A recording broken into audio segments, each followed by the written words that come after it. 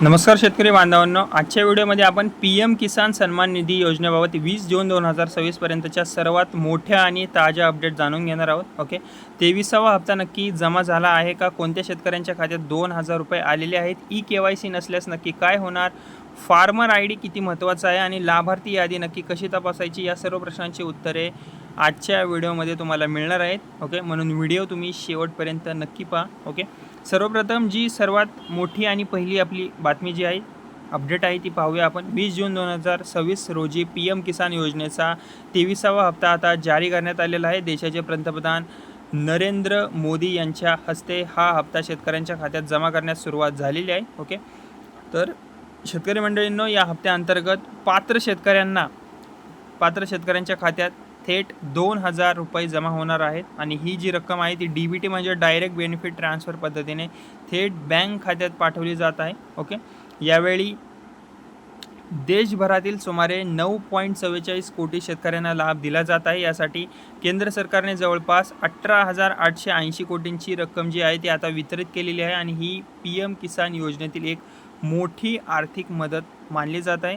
तर हा व्हिडिओ ज्या शेतकरी मंडळींकडे पोचला आहे, ओके, त्या मंडळींनी जर या योजनेसाठी अर्ज केला असेल तर तुमच्या खात्यामध्ये ही रक्कम आली आहे का, वितरण झाले आहे का, हे नक्की मला कमेंटमध्ये सांगा आणि तुमच्या जिल्ह्याचं नाव लिहायला विसरू नका. ओके, आता सर्वात महत्त्वाचा मुद्दा म्हणजे की ज्या शेतकऱ्यांनी ई-KYC पूर्ण केलेली नाही त्यांना हप्ता मिळण्यात अडचण येऊ शकते. ओके, हो, येऊ शकते त्यांना अडचण. सरकारने पुन्हा एकदा स्पष्ट केले आहे की ई-KYC करणे अनिवार्य आहे. त्यामुळे ज्या शेतकऱ्यांची ई-KYC बाकी आहे त्यांनी ते तात्काळ पूर्ण करून घ्यावे, हे पण तुम्हाला सांगेल. ओके, तसेच आता आधार कार्ड आणि बँक खाते लिंक असणे देखील आवश्यक आहे. जर आधार आणि बँक खाते जोडलेले नसेल तर हप्ता अडकू शकतो. त्यामुळे शेतकऱ्यांनी आपली माहिती तपासून घ्यावी. ओके, तसेच फार्मर आय डीबद्दल बोलायचं झालं तर याबद्दलही मोठी चर्चा सुरू आहे. काही राज्यांमध्ये फार्मर आय डी नसलेल्या शेतकऱ्यांनाही या हप्त्याचा लाभ मिळत आहे. ओके, मात्र भविष्यातील हप्त्यांसाठी फार्मर आय डी महत्त्वाची ठरणार असल्याचे संकेत मिळत आहे. त्यामुळे शेतकरी मंडळींनो, फार्मर आय डी तुमची प्रत्येकाने काढून घ्या. तुम्हाला लाभ मिळू कशाचा किंवा नको मिळू, त्यामुळे या दोन्ही कारणांचा तुम्ही विचार करू नका. फार्मर आय डी तुमची काढून घ्या तुम्ही. ओके, नक्कीच फ्युचरमध्ये तुम्हाला ही फार्मर आय डी कामाला येणार आहे. ओके, आता लाभार्थी यादीबद्दल आपण थोडीशी माहिती पाहूया. ओके, शेतकरी आता पी.एम. किसानच्या अधिकृत पोर्टलवर जाऊन बेनिफिशरी स्टेटस त्यांचा तपासू शकतात.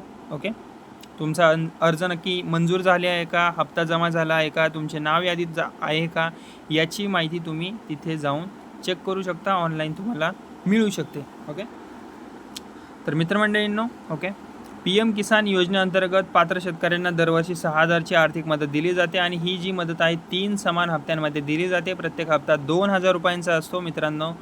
आणि शेतकरी मंडळींनो, सरकारने यावेळी पात्रता पडताळणी अधिक कडक केलेली आहे. जमीन नोंदी असेल किंवा आधार तपशील असेल, ओके, किंवा ई-KYC आली, ओके, या इतर माहितींची पडताळणी आता केली जात आहे मोठ्या प्रमाणावर. त्यानंतरच हा जो लाभ आहे 2,000 रुपयांचा तो वितरित केला जात आहे शेतकऱ्यांच्या खात्यामध्ये. त्यामुळे काही अपात्र लाभार्थ्यांची नावे यादीतून वगळलेसुद्धा जात आहेत. ओके, जर तुमच्या खात्यात अजून 2,000 जमा झाले नसेल तर घाबरू नका. काही वेळा DBT प्रक्रिया पूर्ण होण्यासाठी थोडासा वेळ लागू शकतो. शेतकरी मंडळींनो, तुमचा बेनिफिशरी स्टेटस एकदा आणि बँक खाते तपशील तुम्ही नक्की एकदा आता चेक करा. ओके, तुम्हाला समजून जाईल नक्की काय झालं आहे. ओके, तर शेतकरी मंडळींनो, तुमच्या खात्यात पी.एम. किसानचा हप्ता जमा झाला आहे का हे कमेंटमध्ये नक्की सांगा आणि जिल्ह्याचं नाव लिहायला विसरू नका.